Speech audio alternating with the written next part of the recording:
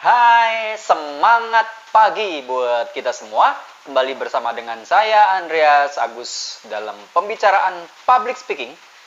Salah satu faktor penting yang menentukan keberhasilan seseorang menjadi seorang pembicara yang sukses ada 3, yaitu latihan, yang kedua latihan, yang ketiga, iya betul, latihan. Seorang peraih medali emas dalam kejuaraan lari jarak pendek. Dia menjadi juara dunia karena berlari sekitar 10-12 detik saja. Tetapi tahukah Anda semua bahwa untuk menjadi seorang juara yang beberapa detik saja dibutuhkan latihan selama bertahun-tahun atau jangan-jangan belasan tahun. Di dalam dunia public speaking juga sama, kita membutuhkan latihan dan latihan. Kita harus membangun kebiasaan untuk suka berlatih dan suka belajar. Nah, kali ini saya akan bagikan beberapa hal sederhana, namun praktis yang bisa langsung kita kerjakan supaya melatih kemampuan kita di dalam public speaking. Dicatat ya beberapa langkah berikut. Yang pertama adalah membaca naskah yang kita buat. Jadi sebelum kita bicarakan, kita biasanya membuat catatan, naskah, skrip, atau apapun namanya, bacalah itu. Jadi nggak apa-apa untuk awal-awal baca. Bapak, Ibu, Saudara semua, kali ini saya akan menyampaikan sebuah materi penting berjudul Meraih Keberhasilan di Tengah Krisis Ekonomi, misalkan. Baca aja, berkali-kali.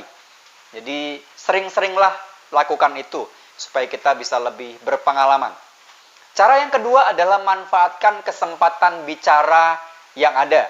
Misalkan ada pertemuan-pertemuan keluarga, atau ada event-event kita diundang di acara ulang tahun, atau pertemuan-pertemuan dengan komunitas kita, dengan teman-teman kita. Begitu ada kesempatan bicara, jangan pernah lewatkan itu, bicara saja. Yang ketiga adalah lewat komunitas yang kita ikuti. Kalau misalkan Anda masih muda, ikut sebuah organisasi, atau Karang Taruna, biasanya suka ada rapat, ada presentasi, manfaatkan itu. Ikut klub, ikut kursus dimanapun, itu juga organisasi.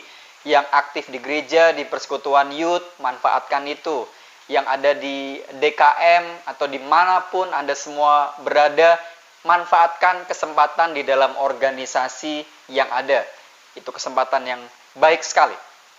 Yang keempat adalah latihan secara personal atau pribadi. Jadi kita membuat momentum sendiri untuk kita banyak berlatih. Ada banyak orang dengan cara yang sederhana ini dan ternyata berhasil. Apa contohnya? Berbicara sendiri di depan cermin, berkali-kali lihat ekspresi wajah kita seperti apa, suara kita, senyuman kita. Jadi melihat diri sendiri. Lalu ada juga yang mempraktekkan sambil setir mobil atau sambil di motor, bicara sendiri, ngomong sendiri. Ya nggak apa-apa. Jadi kita bisa berlatih sendiri. Atau mungkin ada ruangan yang kosong di rumah atau di kamar, bicara saja sendiri untuk dilatih. Kalau misalkan ada alat perekam atau kita bisa gunakan handphone, rekam suara kita. Atau rekam video kita. Lihat berulang-ulang, lalu dievaluasi, dicatat ini kurangnya di mana. Cara yang kelima adalah coba manfaatkan telepon. Telepon teman-teman terdekat, telepon keluarga, latih untuk bicara. Atau oke, saya mau bagiin sesuatu nih tentang ini, dengar ya, ngobrol aja. Jadi itu juga bisa dimanfaatkan. Berikutnya adalah silahkan cari kursus atau lembaga pelatihan di bidang public speaking di kota Anda yang terdekat. Atau banyak sekali pelatihan-pelatihan online. Atau kalau misalkan Anda tertarik mau berlatih dengan saya juga menyiapkan kelas secara online atau kelas secara offline. Nanti bisa kontak dengan saya, kita bisa berlatih. Jadi sebenarnya kita bisa punya kesempatan yang sangat besar untuk berlatih mengembangkan kapasitas kita. Selamat berlatih ya. Dan semakin lancar bicaranya. Terima kasih, saya Andreas Agus.